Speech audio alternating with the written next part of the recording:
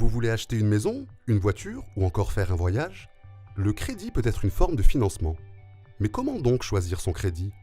Il faut tout d'abord présenter ton projet à plusieurs banques afin de comparer les offres. Les banques étudient ta demande et ta situation afin de te remettre des propositions de financement sous forme de simulation qui détaillent le prêt. Il est nécessaire de comparer ces offres pour choisir l'offre la plus adaptée au financement de ton projet. La simulation de ton crédit comprend plusieurs éléments.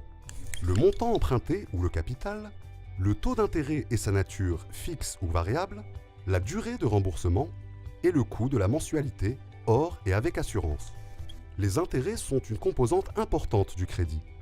Le taux d'intérêt que propose la banque peut être fixe, c'est-à-dire qu'il n'évolue pas pendant toute la durée de l'emprunt. Tu sais donc depuis le début combien d'intérêts tu devras payer chaque mois. Si le taux d'intérêt est fixe, la banque fournit un tableau d'amortissement qui reprend l'ensemble des mensualités et la répartition du remboursement entre intérêts et montant emprunté. Dans le cas où tu choisis un taux variable, le montant des intérêts que tu devras payer peut varier tout au long de l'emprunt à la hausse comme à la baisse en fonction de l'évolution des taux du marché. S'il est variable, elle fournit des notices avec des simulations expliquant l'impact sur les mensualités d'une variation à la hausse ou à la baisse de ce taux. Un autre élément très important figure dans ta simulation de crédit, le taux effectif global ou TEG.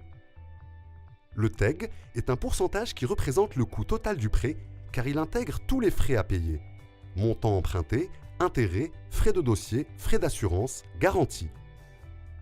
Il te permet donc de comparer des offres différentes et de t'assurer qu'il ne dépasse pas le taux d'usure fixé par la Banque centrale. La comparaison de ces éléments est importante pour choisir le crédit qui convient le mieux aux besoins de financement. Il ne faut pas négliger d'autres informations telles que les clauses de modularité. Par exemple, est-ce que tu peux varier les montants des mensualités en fonction des revenus sans pénalité? Et s'il est possible d'avoir recours au remboursement anticipé, c'est-à-dire, est-ce qu'il est possible pour toi de rembourser entièrement ou en partie ton prêt en avance sans pénalité?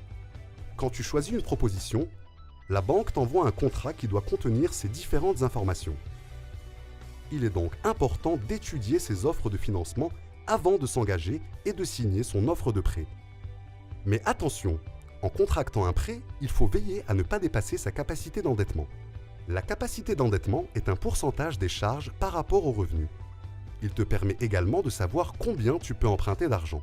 Idéalement, le remboursement des mensualités ne doit pas dépasser le tiers des revenus, 33%.